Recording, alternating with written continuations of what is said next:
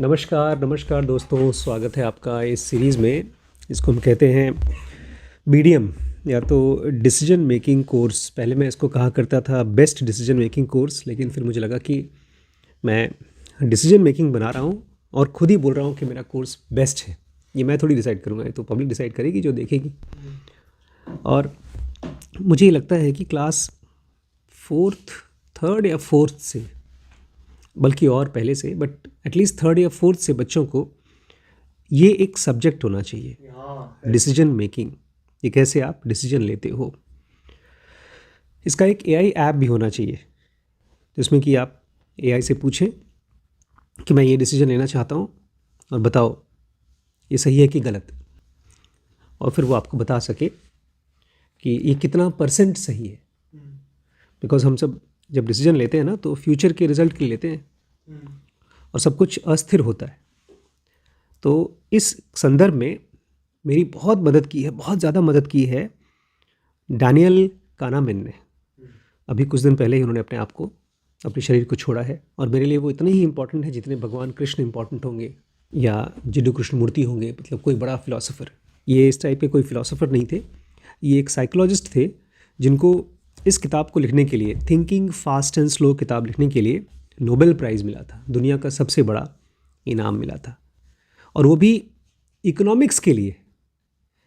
किताब लिखी साइकोलॉजी की और इनाम मिला इकोनॉमिक्स पे, कि दुनिया भर में जो ढेर सारे लोग डिसीजन लेते हैं रुपए पैसे को लेकर के, उसके बारे में, रुपए पैसे के बारे में इनको इनाम मिला, ना कि साइकोलॉजी के बारे में। जबकि ये पूरी की पूरी किताब है साइकोलॉजी की, बट फिर भी इकोनॉमिक्स पे। मुझे बड़ा ताजुब लगा था जब मैंने पहली बार देखा था, और इस किताब को खरीदने में मैंने 3-4 साल लेट कर दिया। क्यों देखा था आपने पहले? क्योंकि मैंने इसको पहली बार देखा था चेन्नई में। मुझे याद है, वो दिन भी याद है, किताब याद है, उस जगह याद है, लेकिन महंगी लग रही थी। 700 रुपये की किताब थी, और 700 मेरे को उस समय बहुत महंगे लगते थे।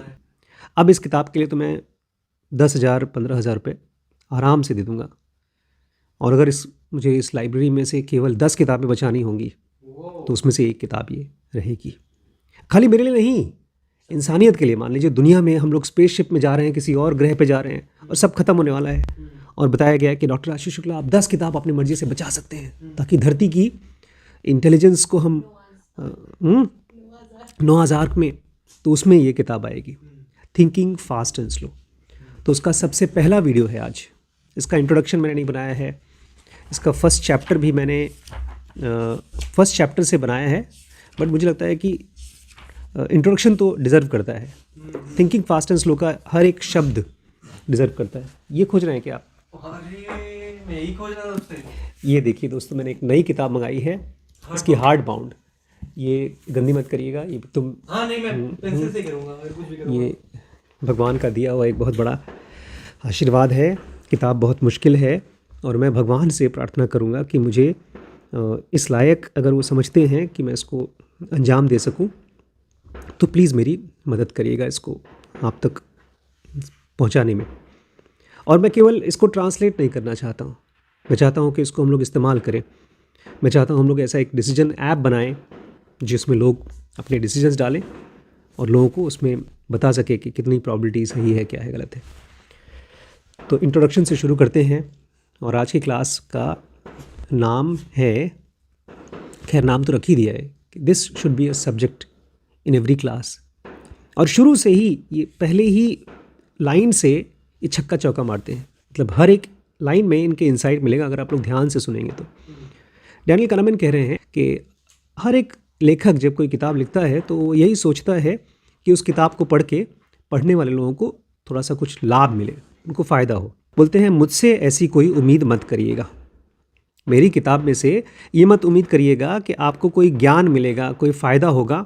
इसको ऐसे देखिएगा जैसे कि लोग जब ऑफिस में काम करते करते थक जाते हैं तो चाय वाय पीने जाते हैं, पानी वानी पीने जाते हैं, और वहाँ थोड़ी देर बैठ करके गप्पे मारते हैं, गॉसिप करते हैं। तो ये एक तरह से मैं आपके साथ गॉसिप कर रहा हूँ, बातें कर रहा हूँ बस। और इस किताब के ज़रिए मैं केवल एक चीज़ करना चाहता हूँ, आपके डिसीजंस को सही नहीं करना चाहता हूँ। मैं कोई बहुत बड़ा ज्ञानी आदमी नहीं हूँ, लेकिन मैं आपको वोकैबुलरी देना चाहता हूँ, आपके शब्दकोश बढ़ाना चाहता हूँ। ताकि जब आप किसी के जजमेंट के बारे में, कोई आदमी सही कर रहा है गलत कर रहा है इसके बारे में, या कोई आदमी ने कोई चॉइस लिया है उसके बारे में, कोई कंपनी ने नई पॉलिसी डाला है उसके बारे में, या आपका दोस्त है उसने कहीं डिसीजन लिया है इन्वेस्टमेंट का, इन सब चीज़ों के बारे में जब आप बात कर रहे हैं या सोच रहे हैं तो आपके पास नए शब्द होने चाहिए, नई वोकैबुलरी होनी चाहिए। आप पूछेंगे कि आखिर गप्पों के बारे में हम लोग क्यों किताब लिख रहे हैं, गप से हमारा क्या ताल्लुक़ है, हम क्या चाहते हैं। कह रहे हैं जब गप्पे हम मारते हैं ना तो दो चीज़ें होती हैं उसमें, एक तो ये आसान होता है, गप्पे मारना आसान है, और दूसरा मज़ा भी आता है। इसमें आप दूसरों की गलतियों को खटाखट पहचान लेते हो, और दूसरा जब अपनी गलती देखनी होती है तो पहचान में नहीं आती। तो हम चाहते हैं कि आप इसको ऐसे पढ़ें कि अपनी नहीं तो कम से कम दूसरों की गलतियों को तो पहचान ही पाएँ और मज़ा ले पाएँ उसमें। Questioning what we believe and want is difficult at the best of the times. मतलब जो चीज़ हम बिलीव करते हैं और जो चीज़ हम चाहते हैं उसको क्वेश्चन करना डिफिकल्ट है अच्छे समय में। अगर मान लीजिए मेरा मन है एक मिट्टी का घर बनाने का, जैसे आज हमारे यहाँ आए हैं कारीगर आए हैं और मिट्टी का घर बनाने के लिए वो कारीगर हैं भैया लाए हैं, अच्छा। और हमारा मन है कि मैंने कहीं देखा है अच्छा लगा, तब मेरा मन अगर वो गलत डिसीजन है तो उसको क्वेश्चन नहीं कर पाएगा, वो ये नहीं पूछ पाएगा कि क्या सही डिसीजन है।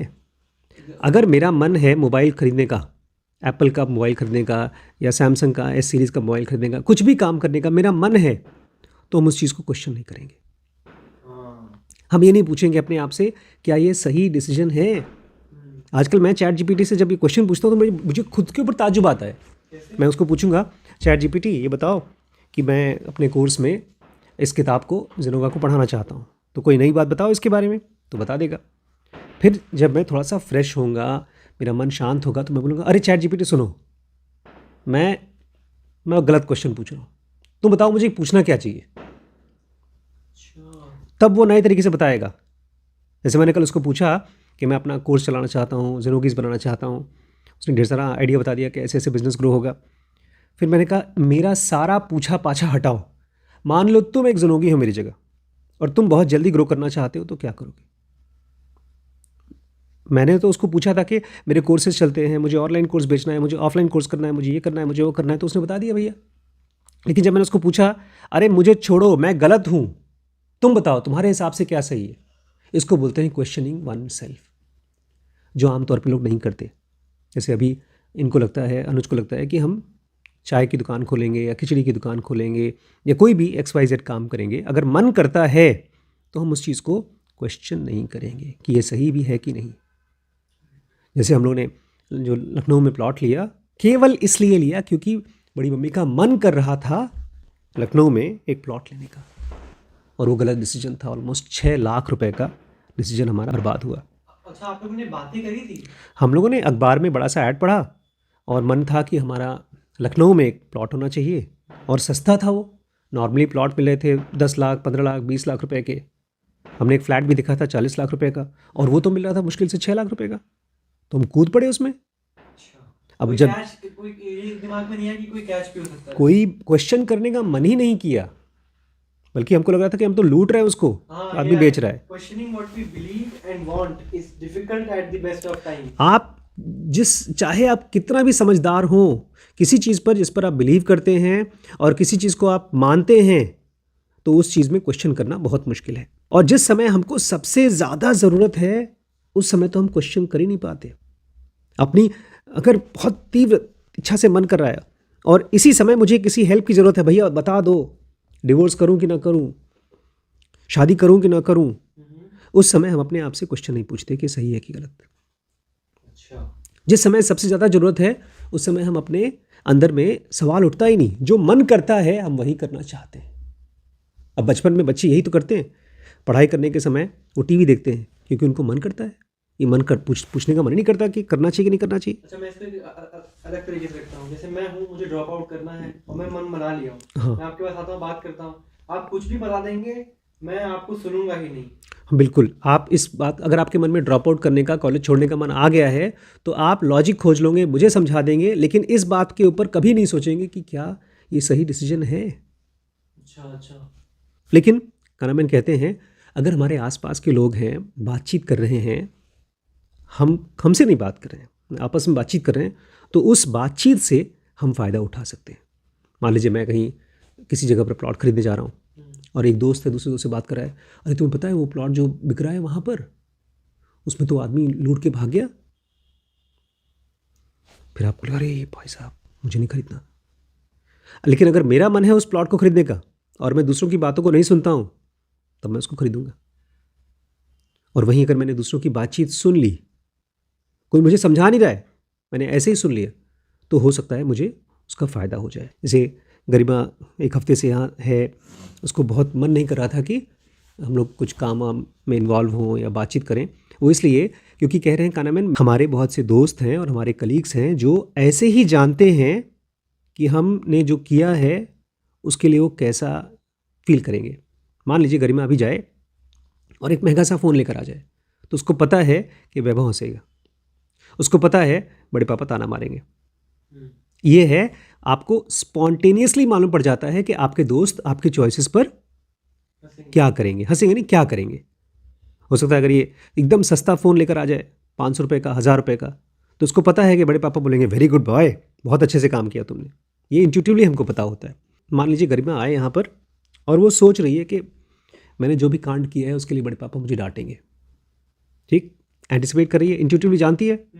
और मैं बोलूँ अरे गरिमा तुम यार इतनी मुश्किल में थी और तुमने अपने आपको संभाल लिया, बहुत बड़ी बात है। तो अचानक से उसको लगेगा अरे ये क्या है। The quality and content of these anticipated judgements therefore matters. हम अपने मन में जब कोई चीज़ को एंटिसिपेट करते हैं, एंटिसिपेट मतलब सोचते हैं कुछ, पहले से एक्सपेक्टेशन करते हैं, उसकी क्वालिटी बहुत इंपॉर्टेंट है। जैसे मान लीजिए मैं एक इन्वेस्टमेंट करने जा रहा हूँ और मैं आम आदमी हूँ और मुझे पता है कि बॉस मुझे 10 लाख रुपए लगाना है यहाँ पे, और मेरे मन में एंटिसिपेशन ये है आज 10 लाख लगाऊंगा, 1 साल के अंदर में ये 1 करोड़ रुपए जाएगा। तो क्या होगा, 10 लाख लगाया और 1 महीने बाद अगर कोई बोलता है यार 1 लाख रुपए और लगाना है तो मैं लगा दूंगा, क्योंकि मुझे 1 करोड़ मिलने वाला है। मैं एंटिसिपेट कर रहा हूँ 1 करोड़, और फिर हो सकता है 1 लाख रुपए और लगाना पड़े, फिर 1 लाख रुपए और लगाना पड़े, और वहीं पर मैं 10 लाख लगा रहा हूँ और मुझे पता है बॉस मुझे नहीं मालूम कि कितना पैसा कितने साल में आएगा। फिर 1 महीने बाद कोई बोलता है 1 लाख रुपए लगाना है, बोलोगे बॉस मैं नहीं लगा सकता। आपकी एंटिसिपेशन की क्वालिटी और कंटेंट बहुत मैटर करती है। ये मैंने कहा ना, इनके हर एक सेंटेंस में आपको बारीकी से जाकर के घुसना पड़ेगा। अगर आप इस किताब को पढ़ते हैं और आप शब्दों को यूज़ करते हैं अपने थॉट्स में, अपने एंटिसिपेशन में, अपने कंटेंट में, तो आप अलग इंसान हो जाएंगे। आपकी डिसीजन मेकिंग दूसरों से अलग हो जाएगी। हमारा एंटिसिपेशन, ऑटोमेटिक थॉट प्रोसेस बहुत मैटर करता है। इन्होंने पहले ही चैप्टर में, पहले इंट्रोडक्शन में एक बहुत इंपॉर्टेंट, बहुत वैल्यूबल चीज़ दे दी है कि अगर आपको बदलना है अपने आप को तो उससे काम नहीं चलेगा। कसम खाता हूँ मैं आज के बाद ये काम नहीं करूँगा, उसको बोलते हैं न्यू ईयर रेजोल्यूशन, माँ की कसम, इससे काम नहीं चलेगा। बल्कि इंटेलिजेंट गॉसिप से गप्पे मारो। अगर आप समझदारी से गप्पे मार रहे हो, गप्पे मतलब गॉसिप कर रहे हो, अपने दोस्तों से बात कर रहे हो, बहुत इंटेलिजेंट बातचीत कर रहे हो, उससे आपके अंदर में चेंज आएगा, सीरियस सेल्फ क्रिटिसिज्म आएगा। जैसे अगर मुझे सक्सेसफुल होना है ना, तो मुझे बार बार लोगों से पूछना पड़ेगा, खुद से पूछना पड़ेगा, एआई से पूछना पड़ेगा, आखिर बताओ मैं क्यों फेल होऊंगा, मैं क्यों फेल होऊंगा, मैं क्यों फेल होऊंगा। इसलिए हमारे एडम ग्रांट क्या कहते हैं अपनी किताब में, ओनली पैरानॉइड सर्वाइव। जो आदमी सनकी होता है कि मैं फेल होने वाला हूँ, फेल होने वाला हूँ, फेल होने वाला हूँ, वही आदमी अपने आप को और बचाता है और मेहनत करता है। और वही दूसरे को, जिसको लगता है कि नहीं यार मेरी तो किस्मत अच्छी है, मैं तो जीतूंगा, वो आदमी खतरे में होता है। एंडी ग्रूव बोलते हैं ना, एंडी ग्रूव, अच्छा मैंने एडम ग्रांट का, सॉरी एंडी ग्रूव। तो आपको इंटेलिजेंट गॉसिप करनी चाहिए। इसलिए मुझे बड़ा अच्छा लगता है जब वैभव 3 ज़नोगा की बात करता है, किसी किताब की बात करता है। जब मैं आप लोगों से बोलता हूँ ये क्या करें बड़े पापा, मैं तो वो कर रहा हूँ things that don't scale, do things that don't scale. भाई हमने किताब पढ़ी, उस किताब में लिखा गया है ऐसे काम करो जो स्केल नहीं करते, लेकिन अब मैं उसको एक फ्रेमवर्क में डाल रहा हूँ, अपने शब्दकोश में डाल रहा हूँ। मैं कहीं गया मिलने के लिए, कहीं छुट्टी पे गया हूँ, वो छुट्टी पर मैं, छुट्टी नहीं है मेरी, do things that don't scale है। अच्छा, इन्होंने कहा the expectation of intelligent gossip is powerful motive for serious self criticism, इसका मतलब क्या है? Expectation of intelligent gossip is a powerful motive. अगर आप कहीं जा रहे हो और आपको पता है इस आदमी के साथ बैठ करके खूब अच्छी बातचीत होगी, खूब गहरी बातचीत होगी, तो उससे आप अपने आप को क्रिटिसाइज करोगे, सेल्फ क्रिटिसाइज करोगे, अपनी गलतियां निकालोगे। अगर आप अपने आप को सुधारना चाहते हो तो ऐसी जगह पर जाकर ठूंसो जहां आपकी खूब सेल्फ क्रिटिसिज्म हो, आपकी क्रिटिसिज्म हो। आप अपनी बुराई करवाओ, बुराई मतलब अपनी गलतियां निकलवाओ। कि क्यों, मैं क्या क्या रीजन हो सकता है मेरा फेल हो जाऊं, फेल होने वाला, क्या हो जाए। हाँ, उसी से आपको अपने अंदर में चेंज आएगा। और वहीं पर अगर आप सोचते हो कि नहीं, मैं जो मुझे करना है मैं कर लूँगा और कसम खा के कर लूँगा, ठीक है, मुझे पता है ये चीज़ इंपॉर्टेंट है, कल से शुरू कर दूंगा मैं, उससे कुछ नहीं होने वाला। क्योंकि हमारे माइंड में जो भी चीज़ें होती हैं वो सब ऑटोमेटिक होती हैं, कसम खाने से नहीं होती।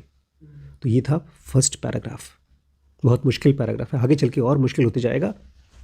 एक डॉक्टर है, जैसे रेडियोलॉजिस्ट हैं, पैथोलॉजिस्ट हैं, अगर हमको एक अच्छा डायग्नोस्टिशियन बनना है कि हम अच्छे से बीमारी को खोज पाएँ, तो हमको ढेर सारा बीमारी का लेबल चाहिए।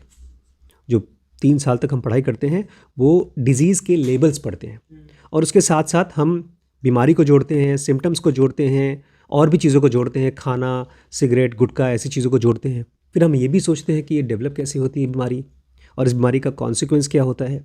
हम ये भी सोचते हैं कि कौन कौन सी चीज़ों से हम इसको इंटरवीन कर सकते हैं, क्या हम एक्सरसाइज डाल सकते हैं, दवाई डाल सकते हैं, या कोई विटामिन दे सकते हैं, उसका ऑपरेशन कर सकते हैं। अगर आपको डॉक्टर बनना है, मेडिसिन पढ़ना है, तो बेसिकली एक तरह से मेडिसिन की भाषा सीखनी होती है। मैं रो दिया था, सही बता रहा हूँ। हर फर्स्ट ईयर में ही कम से कम नहीं तो 1000 से ज़्यादा शब्दों को याद करना पड़ रहा था। मेडिसिन की भाषा सीखनी पड़ती है, लैंग्वेज सीखनी पड़ती है। बोलते हैं आज का इंसान बहुत अच्छे डिसीजन नहीं ले पाता क्योंकि हमारी वोकेबलरी बहुत कमज़ोर है, हमारे शब्दकोश बहुत कम है। इलॉन मस्क जैसे लोग जो बहुत अमीर आदमी बनते हैं, वो प्रोबेबिलिटी का वर्ड बहुत यूज़ करते हैं। प्रोबेबिलिटी मतलब हिंदी में उस चीज़ का क्या चांस है, मैं इतना पैसा लगा रहा हूँ तो इतना पैसा आने के चांसेस क्या है। हम लोग ऐसे सोचते नहीं हैं, जो लोग बहुत अमीर होते हैं वो लोग सोचते हैं ऐसे। जब हम ये उम्मीद करते हैं कि अच्छे से हमारी गॉसिप हो सके, बातचीत हो सके लोगों के साथ में, तो हम ये भी कह रहे हैं कि जब कोई आदमी कोई गलती करता है ना, तो उसमें एक बहुत ख़ास तरह का पैटर्न है। मतलब अगर आप किसी की गलती को देख लो होते हुए 1 बार, 2 बार, 3 बार, तो आप उस चीज़ को समझ सकते हो कि मैं कहीं और हो रहा है तो देख लूँगा। कह रहे हैं the hope for inform gossip is that there is a distinctive pattern in the error people make. देखिए आज हम जो बीमारी देख रहे हैं, हम देख रहे हैं अच्छा ये खांसी कर रहा है, खांसी में खून आ रहा है, इसका मतलब कहीं और खांसी, और खांसी में खून आया तो वही बीमारी है। ऐसे ही कोई आदमी गलत डिसीजन ले रहा है और वही गलत डिसीजन कोई और ले रहा है, वही गलत डिसीजन कोई और ले रहा है, इसका मतलब कोई पैटर्न है। पैटर्न मतलब ये रिपीट हो रही एक चीज़ बार बार हो रही है। इस किताब में मैंने पहली बार बायसेस पढ़ा था। सिस्टमेटिक एरर, जब आप बार बार गलती करते हो और एक ही चीज़ में गलती करते हो सिस्टमेटिक, तो उसको बोलते हैं बायसेस। और ये बायसेस मतलब वो सिस्टमेटिक एरर जो होते हैं, गलतियां होती हैं, वो बार बार होती हैं किसी खास सर्कमस्टांस में। आज ही तो हुआ, किसी ने मुझसे कहा, हाँ, एक बड़े इन्वेस्टमेंट के बारे में। मैं गाड़ी में जा रहा था तो भाई साहब बोल रहे थे कि 4 ही तो बिजनेस है लखीमपुर में। मैंने कहा कौन कौन से 4 बिजनेस? बोलते हैं स्कूल, दूसरा शादी का हॉल, मैरिज हॉल, तीसरा हॉस्पिटल, और चौथा उन्होंने कुछ बताया नहीं, कुछ और बताया था। मैं सोच रहा था बस यही 4 बिजनेस है दुनिया में और है ही नहीं बिजनेस। ये उनका सिस्टमेटिक एरर था, बायस था। कोई आदमी स्मार्ट, हैंडसम है, देखने में कपड़े उपड़े अच्छे पहन रखे हैं और बात करने में बड़ा कॉन्फिडेंट है, तो ऐसे आदमी को पब्लिक ज़्यादा फेवर करेगी, उसकी बातचीत को तालियां ज़्यादा मिलेगी, जितना मिलना चाहिए उससे ज़्यादा मिलेगी। मेरे साथ ऐसे ही हुआ। मैं जब गया था जबलपुर तो मैंने तो अपनी ज्ञान की बातें बताई, पब्लिक सो रही थी, और वहीं पर एक पुलिस वाले भाई साहब आए और खूब गाने पे गाने बजाए जा रहे थे, मतलब गाना गा रहे थे, 1-2 सेंटेंस बोले फिर गाना गाएं, पब्लिक खुश, नाच रही है, तालियां बजा रही है। तो मैंने कहा बेटा तुम इस लायक नहीं हो, तुम यहाँ के लायक नहीं हो। इस चीज़ को कि एक आदमी हीरो जैसा है, स्मार्ट है और आकर के आपसे बात कर रहा है और आप उससे इम्प्रेस हो रहे हैं, इसको बोलते हैं हैलो इफ़ेक्ट। हैलो इफ़ेक्ट आज जो दुनिया भर में मोदी का है वो हैलो इफ़ेक्ट है, ट्रंप का हैलो इफ़ेक्ट है। हैलो इफ़ेक्ट मतलब आप उसको देख करके बोलेंगे यार ये आदमी देखने में इतना स्मार्ट लग रहा है, तो बात तो अच्छी करेगा, ये समझदारी वाली करेगा, चाहे कितनी बेवकूफ़ी वाली बात करे। और अगर आपको पहले से पता है कि बॉस दूसरों को सुंदरता के पीछे हैलो इफ़ेक्ट होता है, तो आप अपने गलती को पहले से एंटिसिपेट कर पाओगे, पहले से पहचान पाओगे और समझ पाओगे। इसलिए मेरे सामने कोई बड़ा सुंदर आदमी आता है ना, तो मैं थोड़ा अलर्ट हो जाता हूँ, तो देखूँ ये शक्ल तो ठीक है, अब बातें कैसी करता है पहले ये देखूँ। मैं उसके सुंदरता को एक ब्रैकेट में निकाल के साइड रख देता हूँ। ऐसे ऐसे खाना खाते समय हम लोग घी या तेल एक्स्ट्रा बाहर निकाल देते हैं कि घी की वजह से खाने का स्वाद अच्छा नहीं होना चाहिए, खाने का स्वाद वैसे ही अच्छा होना चाहिए। जैसे किसी के साथ किया कभी? कौन? बहुत से लोग हैं, कुछ डॉक्टर्स हैं, देखने में बड़े स्मार्ट लगते हैं, उनकी डिग्री बहुत बढ़िया होती है, हाई फाई होती है, तो डिग्री के चक्कर में मैं फंस ना जाऊँ, उस आदमी की बात करूँ, सुनूँ। वरना सिस्टमैटिक करते हैं। अरे पापा जी हैं, बहुत समझदार हैं, अगर वो कोई गलत डिसीजन ले रहे हैं तो हमको लगेगा पापा जी ले रहे हैं, इतने पढ़े लिखे हैं, गीता के ज्ञानी हैं, तो आप हेलो इफेक्ट पे पहुंच जाएंगे। बहुत प्यार से हम लोगों को एक एक स्टेप आगे लेके जा रहे हैं, कह रहे हैं अगर कोई आपसे पूछता है क्या सोच रहे हो, तो आप उसको नॉर्मली आंसर दे दोगे, क्या सोच रहा हूँ भाई। और ऐसा इसलिए होगा क्योंकि आपको लगता है कि आप जानते हैं कि आपके मन में क्या चल रहा है। आपको लगता होगा एक थॉट आया, उससे फिर दूसरा थॉट आया, बड़ा ऑर्डर में चल रहा है सब कुछ, जैसे गाड़ी चलती है, एक गाड़ी आगे जा रही है, पीछे दूसरी आ रही है, ऐसा आपको लगता होगा कि आपके दिमाग में चल रहा है। लेकिन दिमाग खाली ऐसे ही काम नहीं करता है, और ये ऐसा टिपिकल तरीका भी नहीं है कि ऐसा हो, इनफैक्ट होता कुछ और ही है। जिस आदमी के दिमाग में एक थॉट आया, फिर दूसरा आया, फिर तीसरा आया, वो बहुत ज्ञानी आदमी है। बहुत कम लोगों का ऐसा होता है। ज़्यादातर आपके मन में जो इम्प्रेशंस होते हैं, जो विचार आते हैं, आपको पता ही नहीं चलता कि वो कब और कैसे आ गए। देखिए जैसे आपको ये पता चल रहा है कि कि आपके दिमाग में ये थॉट कैसे आया कि बगल में टेबल रखी है, आप मुझे देख रहे हैं और आपके मन में ये बात आइडिया आ रहा है कि ये कहाँ से थॉट आया कि सामने कैमरा रखा है, या सर ने ये शर्ट पहन रखी है, सफ़ेद रंग की शर्ट है, उसमें भूरे रंग का चेक है, इसका पता चला। ये कह रहे कि एक एक करके नहीं आता है, एकदम से आता है। वो आपको पता भी नहीं चलता और वो घुस जाता है आपके दिमाग में, बिना आपको पता चले आपके अंदर घुस जाता है। एग्जाम्पल, अब मान लीजिए आपने फ़ोन उठाया, जैसे उस दिन मैंने फ़ोन उठाया था, बड़ी मम्मी ने फ़ोन किया, सुनो आशु, उस आशु से ही मुझे मालूम पड़ गया कि वो परेशान है। कैसे मालूम आपको कि परेशान है? क्या एक विचार आया था, आशीष शुक्ला जी आपकी धर्मपत्नी इस समय परेशान होने वाली है, ऐसा कोई विचार आया था? आप खट से मालूम पड़ गया आपको कि वो परेशान है। और कैसे आप रोड पर जा रहे हैं और अचानक से वहाँ पर बड़ा सा गड्ढा है, आपको पता भी नहीं चलता है और आप सीधे चले गए और गड्ढे को अवॉइड कर दिया, बिना देखे ही आपने अवॉइड कर दिया, आपको दिखा और आपने अवॉइड कर दिया। इन सब के बारे में आप जानते भी नहीं। इन सब को करने में भी एक मेंटल वर्क हो रहा है, दिमाग में काम चल रहा है। जैसे अभी दिल की धड़कन ठक ठक ठक ठक ठक ठक काम कर रही है, ऐसे ही दिमाग में भी एक मेंटल वर्क हो रहा है। उसमें ढेर सारे इंप्रेशंस आते हैं, छापा पड़ता है दिमाग पे, ढेर सारा इंट्यूशंस होता है, अपने आप चीज़ों आपको आभास होती हैं और ढेर सारे आप डिसीजंस लेते हैं। इसमें दिमाग ऑटोमेटिकली ढेर सारा काम करता रहता है। इस किताब में जो ज़्यादातर बातचीत हो रही है वो इंट्यूशंस के बायसेस के बारे में, मतलब आपको जो लगता है मुझे ऐसा होगा, उसके बायसेस के बारे में, कि उसमें कौन सी चीज़ गलत लग रही है, आपको नहीं लगनी चाहिए। लेकिन आप ये मत सोचिएगा कि हम कह रहे हैं कि आपका बुद्धि बेवकूफ़ हैं, आप कमज़ोर हैं, आप पागल हैं। ये ऐसे ही है जैसे कि अगर हम ये कहते हैं कि आदमी के शरीर में बीमारी होती है, तो हम ये नहीं कह रहे हैं कि आदमी हेल्दी नहीं है। एक स्वस्थ आदमी तो स्वस्थ होता है, लेकिन उसके अंदर में अगर बीमारी है तो उसको बीमारी को पहचानना चाहिए। ऐसे ही अगर आपके ब्रेन में कोई डिसीजन लेते समय बायस चल रहा है तो आपको पता होना चाहिए। हम में से ज़्यादातर लोगों की शरीर ज़्यादातर समय स्वस्थ रहता है, ऐसे ही हम में से ज़्यादातर लोगों का जजमेंट, मतलब डिसीजन ज़्यादातर समय सही होता है।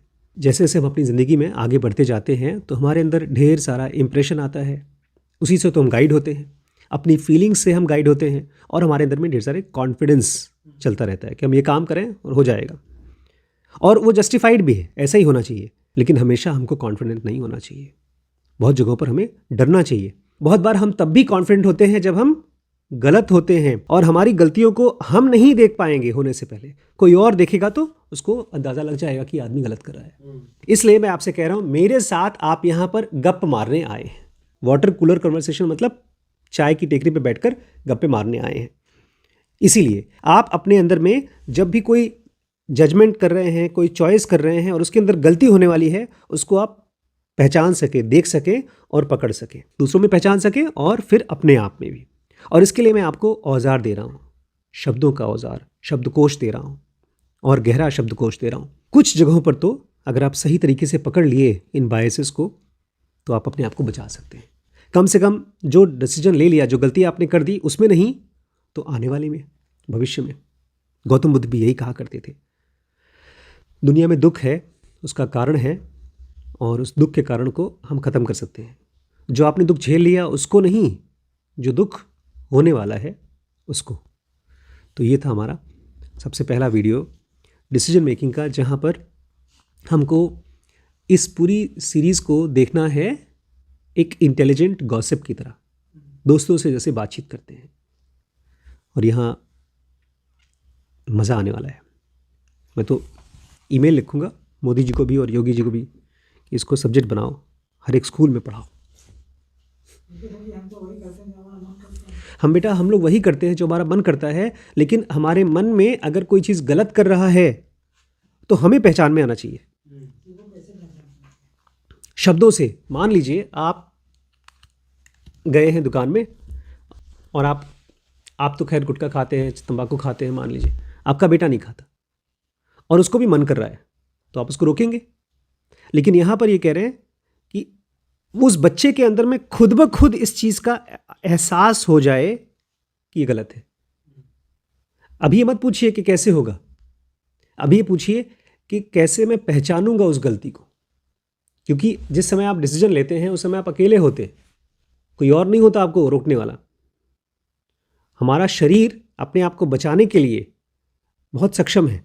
जैसे कोई गलती करता है हमारे साथ, कोई चक्कू मार रहा है, कोई घूसा मार रहा है, या कोई जहरीली चीज़ हमारे मुंह में हमारे डाली जा रही है, या कोई खाना है जो सड़ गया है, तो हमारा शरीर पहचान लेता है। लेकिन जब हमारा डिसीजन गलत होने वाला है तो हमारा शरीर नहीं पहचान पाता, हमारा मन उसको नहीं पहचान पाता। आज के लिए खाली इतना जान जाइए कि गलतियों को पहचानना ही सबसे बड़ा स्टेप है, गलतियों को रोकना। दूसरे बताएंगे तब नहीं। अगर मान लीजिए मैं गलती कर रहा हूँ और आप बताएं कि आप गलती कर रहे हैं तो मैं नहीं पहचानूंगा। मतलब तुमको पता नहीं, तुम चुप रहो, मेरे बारे में मैं जानता हूँ, तुम अपने बारे में जानते हो। ये ऑटोमेटिक दिमाग में एक बटन होना चाहिए जो गलती करते मुझे मालूम पड़ जाए। बैंक हर रोज़ मेरे को फ़ोन करता है, सर आप कम से कम 2-3 करोड़ का लोन ले सकते हैं, और मैं हूँ रेडियोलॉजिस्ट। अगला स्टेप मेरे लिए, मेरा टीम भी बोल रहा है सर आपको सीटी स्कैन लगाना चाहिए। सीटी स्कैन लगाएंगे तो हर एक मरीज़ से आप कम से कम 2,000, 3,000, 5,000 कमा सकते हैं। लेकिन मैं इस चीज़ से अंदर में सायरन बज जाता है। लोन मतलब बायस, लोन मतलब रिस्क। बहुत से लोगों को नहीं होता है ये चीज़। बहुत से लोग अपना रिस्क ले लेते हैं, फिर डूबते रहते हैं, परेशान होते रहते हैं। यही एडवांस है डायग्नोस्टिक, सीटी लगा रखा है, प्रॉफिट नहीं होता, चल रहा है, अब झेल रहा है बेचारा। आज इतना ही जान लीजिए कि आज आपको वोकैबलरी मिल रही है, शुरू हो गई, शब्दकोश मिल रहे हैं। आज एक शब्द यूज़ करिए, बायस। बायस बोलिए, बायस। हाँ, ऐसे ढेर सारे शब्द मिलेंगे। बायस मतलब कोई गलती जो हो रही है जो मैं पहचान नहीं पा रहा हूँ। अब भविष्य में जब हम पढ़ेंगे आगे तो ऐसे ढेर सारे बायसेस पढ़ेंगे। अच्छा, यूजुअली बायसेस कहाँ काम करते हैं? 24 घंटे हर जगह। जब भी हम कोई बड़ा डिसीजन लेते हैं वहाँ बायस काम करता है। अगर अभी मैं डिसाइड कर रहा हूँ कि मुझे क्रीम बनानी है तो कहीं ना कहीं मेरा बायस काम कर रहा है। 100% बायस काम कर रहा है, बिल्कुल। इनफैक्ट बायस काम करता है तभी हम कोई चीज़ करते ही हैं। जैसे आपने देखा किसी को कि भाई एक अमीर आदमी उस प्रोडक्ट को बनाकर बेचकर पैसा कमा लिया, आपको लग रहा है आप वैसे ही कर सकते हैं आप भी? चांसेस क्या हैं? स्विमर्स बॉडी लोशन कह लीजिए, बायस है। जब आपको लग रहा है कि ये काम करके मैं आगे बढ़ जाऊंगा, आपको ये भी पूछना चाहिए कि अच्छा इस काम में मेरे सक्सेसफुल होने के चांसेस कितने हैं। पूछना इससे, ये नहीं पूछा होगा आपने चैट जीपीटी से, मेरे इस प्रोजेक्ट में सक्सेसफुल होने के चांसेस कितने हैं, और देखिए क्या बोलता है वो।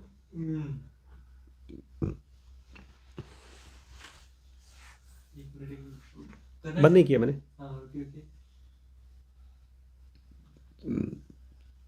जैसे कोई कोई करने का हमारा मन अगर कहता है उसको हमको थोड़ा रोकना चाहिए। हाँ, मैं तो हमेशा ऐसे करता हूँ। अगर कोई कोई बड़ा काम करने का मन करता है तो उसको मैं एक दो दिन रोकता हूँ, 3-4 दिन रोकता हूँ। अब जैसे प्लॉट लेना हुआ तो मैंने पिछली बार जब मैंने प्लॉट लिया, एक बार लखनऊ में लिया, यहाँ पर भी लिया, तो उस चीज़ से मुझे समझ में आ गया कि अब अगर मुझे कोई प्लॉट लेना है तो कम से कम 50, 60, 70 प्लॉट देख कर लेना है।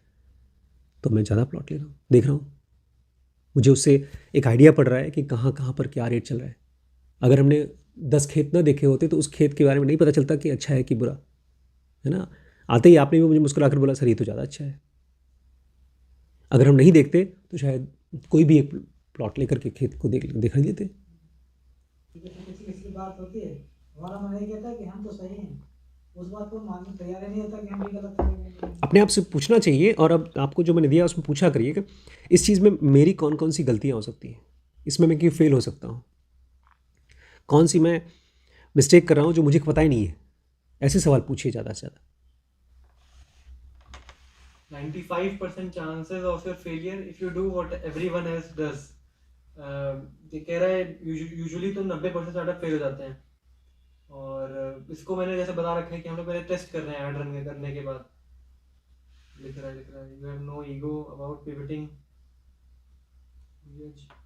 Factors against you why you might fail. Limited budget है, 10,000 से 50,000 रुपए है केवल। ज़्यादातर ब्रांड 50 लाख पे शुरू होती हैं।